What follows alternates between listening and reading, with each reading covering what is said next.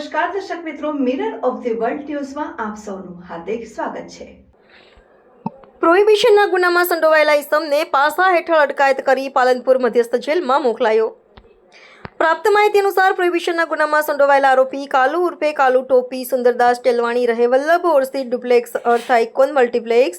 New VIP road વડોદરાએ પોતાના આર્થિક લાભ માટે વગર પાસ પરમિટે ભારતીય બનાવટના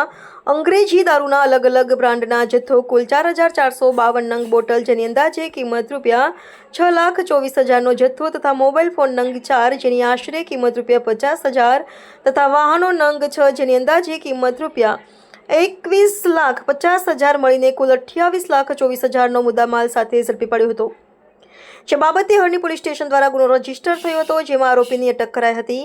આ આરોપી જામીન પર છૂટ્યા બાદ પ્રતિબંધિત IMFLનો સંગ્રહ કરી હેરફેર તથા વેચાણ કરતો અને સાગરીતો સાથે મળીને પોતાના આર્થિક લાભ માટે ભારતીય બનાવટના અંગ્રેજી દારૂનો જથ્થો બહારથી અવારનવાર મંગાવી વેચાણ કરતો હોવાથી શહેર પોલીસ કમિશનર નરસિમ્હા કુમારની સૂચનાથી આરોપી સામે પાસા વોરંટ ઇસ્યુ કરતા હરણી પોલીસે કાલુ ઉર્ફે કાલુ ટોપી સુંદરદાસ ટેલવાણીની પાસા હેઠળ અટકાયત કરી પાલનપુર મધ્યસ્થ જેલમાં મોકલી અપાયો હતો।